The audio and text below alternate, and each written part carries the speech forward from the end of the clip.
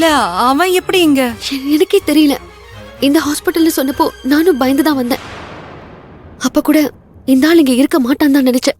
அப்புறம் பார்த்தா அவனே வந்து குழந்தைக்கு ட்ரீட்மெண்ட் பாக்குற மாதிரி ஆயிடுச்சு.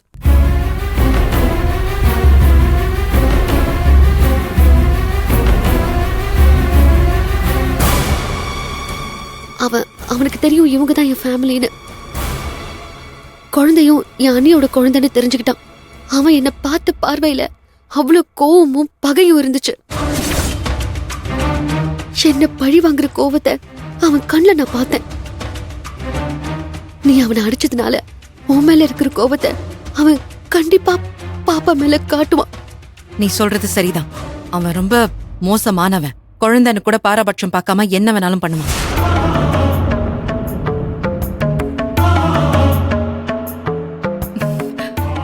அம்மா, அவன் யார் என்னன்னு அம்மா அன்னைக்கெல்லாம் தெரியுமா? சொல்லிட்டேன். ஆனா இப்ப என்ன பண்றதுன்னு தான் புரிய மாட்டேங்குது. இதுக்கு மேல யோசிக்கிறதுக்கு ஒண்ணும் இல்ல. நம்ம உடனே உள்ள போய் குழந்தைய பார்க்கலாம். நீ சொன்ன மாதிரி நம்ம குழந்தைய டிஸ்சார்ஜ் பண்ண சொல்லலாம். வா.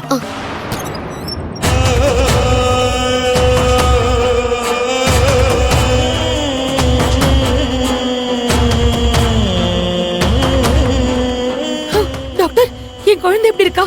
அவளுக்கு ஒன்றும் பிரச்சனை இல்லைல்ல? அவ கண்ணு முடிச்சிட்டாளா? சொல்லுங்க டாக்டர்.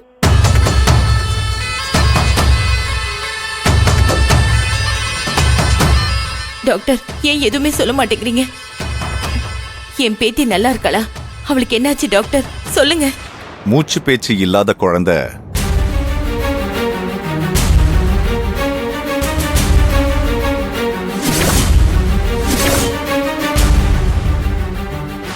இப்ப கண் முடிச்சிருச்சு.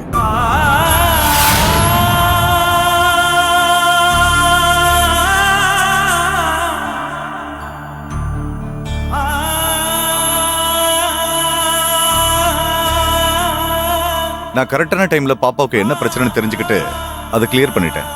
Thanks doctor. இப்ப ஆக்சிஜன் சப்ளையும் கிளியரா இருக்கு. பல்ஸ் ரேட்டும் பக்காவா இருக்கு.